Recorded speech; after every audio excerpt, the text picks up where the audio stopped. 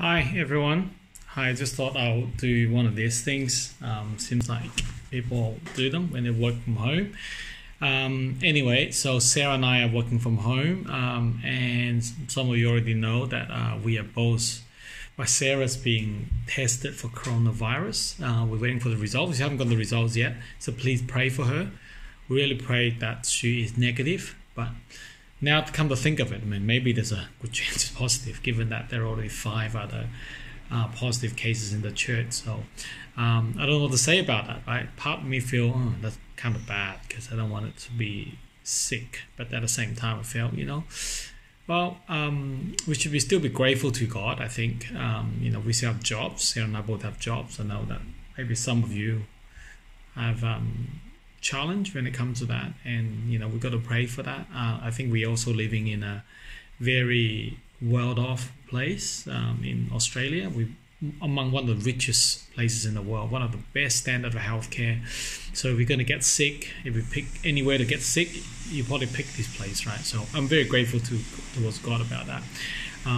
We are grateful too that we can work from home, so we've been very mindful of that, and we're thinking even if Sarah turned out to be positive, that means we both have to be long periods of self-isolation. There's a lot of resources available to us. We could just read, we could get television, there's Netflix.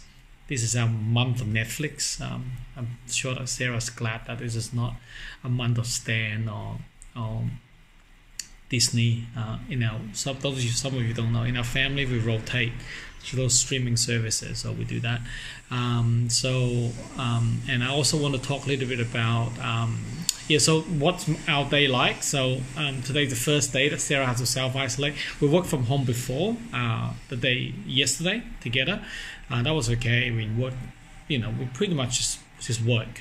Get down, I got the computer in front of me. There's another computer here, laptop here. I need to work, and it's interesting because my work actually at the moment is help Department of Health to contact tracing for coronavirus. So I'm telling everyone jokingly that I think I need to stop working for this program because I end up bringing coronavirus to my family, or my church, so that's not good. No, that's only a joke. I guess it's not funny if you worry about it, so sorry about that. So what's our day like? So so Sarah had to self-isolate now, so she's locked herself in the room. I'm told I cannot sleep in the same bed as her. She needs to be staying in the room. It's ensuite, so she has her own bathroom. I'm not supposed to go in there and use it. I need to go in there and get my shaver out, which is not there because I haven't been shaving. And I'm using Emma's room, Emma's bathroom, so I'm sleeping in Emma's Emma's got a pull-out bed, so I'm sleeping in there, which is terrible actually, but first world problem, right? There are places in the world that don't want to have that, so I'm very grateful towards that. And so my day involved waking up, getting Emma to school, and this morning I start working, and then Sarah's like, oh, I'm very hungry, so I went and make her some French toast. I bring up to her, I put it outside of the room, knock on the door, then I rush down, and then when I'm down, she opens the door, grab her plate of French toast, gone in there, eats it, and then continue to work. I think I was having a meeting at that time, and when she's done, she opened the door, put the plate outside, and close the door, right? And that's kind of my cue to go up and grab the plate and come down and handle it very carefully, because everything that she had potentially have coronavirus. Actually, maybe I have it too, but anyway, I just had to wash it, very clean it up and everything. And then I sent her an email saying, how was the breakfast? And she's like, I don't like French toast, but seeing is made with love, I give you 7 out of 10. I was like, yes, Bible says I must love my wife, otherwise I'm feeling like, part of me just wanted her to make French toast 3 times a day, for 7 days a week after that, but I'm not going to do that because, so make her something else for lunch or dinner. So kind of like that's our routine, right? So repeat that over and over again.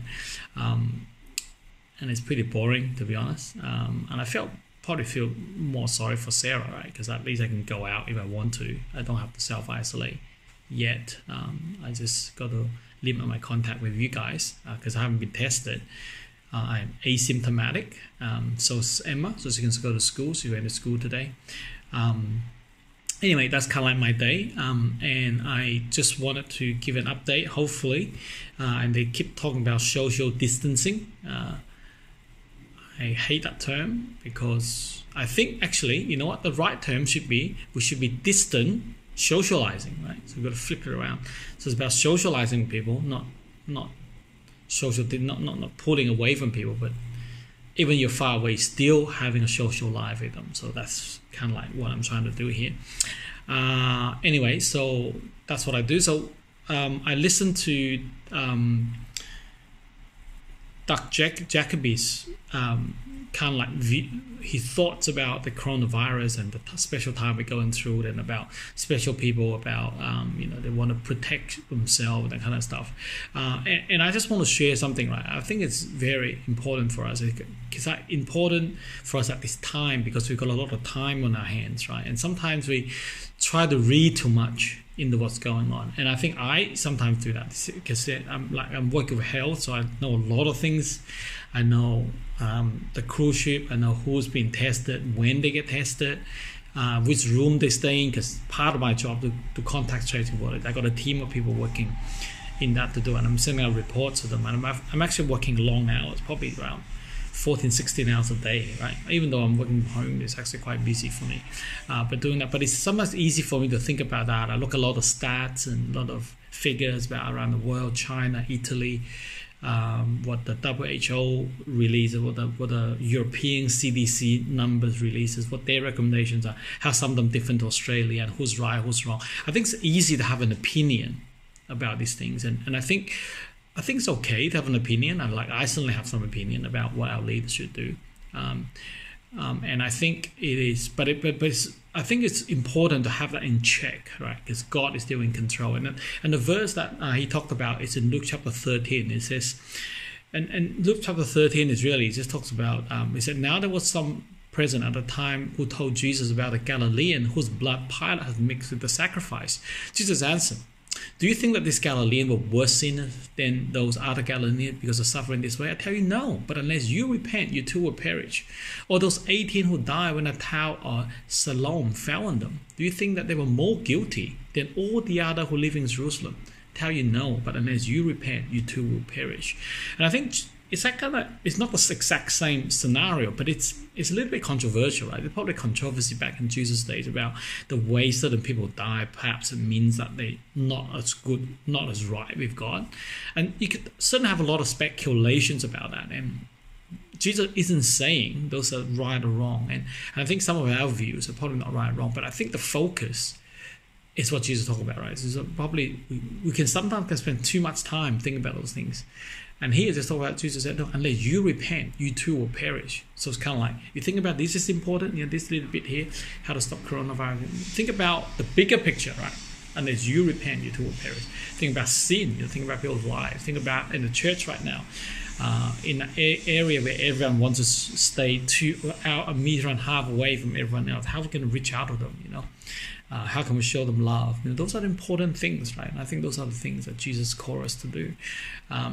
I certainly have my view changed. I think initially my view about coronavirus was, it's okay, like a common flu, probably a little bit worse. It's okay. Don't worry about it. I'm going to get it. Everyone's going to get it. It'll be fine. But then more and more read the stats, and I think I realize, and I think sometimes we can be quite judgmental, even though they don't say it in our mind. We say, oh, why would they think that, they're too anxious, or they're too worried about their own lives, or they're just not, they're just not trusting God enough. And sometimes you can think those things, or say those things, and those things are not very helpful. I think probably more helpful. You try to figure out where you're coming from and why you get there, and why other people feel slightly differently about that. And to be honest, I've certainly come from a point of view that I thought it's nothing, to now I think, well, I think it's more, it's not nothing. It's probably not the end of the world, but then it's probably not nothing, right? So our views change, and I think some of you guys, you experience that as well, especially when you feel like the coronavirus be closer to home. Now, especially find out that the 5 people in the church right now that's got it. I mean, I got texts now from my friends in that haven't seen over 10 years. The text like send me a message on Facebook saying, "Hey, is that you? I saw you okay? You're talking in front of the church. Is everything all right? Your church has got coronavirus." And I got about 4 messages like that, and I thought, oh gosh, I'm not sure that's good news or bad news. I don't want to be known as a coronavirus church. I mean, that's potentially what people remember, right? But yeah, so that's kind of like my thoughts. A bit rambling. Hopefully you guys get something out of it. And yeah, I'll probably do one of these again some other time. I wanted to share some of my learnings and things. Okay. If you're worried about your health, if you're self-isolating, then take care. Don't watch too much Netflix. I try to read more. Audiobooks are good. You can close your eyes and try to tune out, go for a walk. Or you can't go for a walk if you're self-isolating. But you can walk around the house. You've got bigger houses. You can, find something to do. Stick to the routine, they say. That's very helpful. All right. And I think we got some ways to go yet with this coronavirus as well, from what I'm reading. So whatever it is, trust God and love each other. And yeah, bye.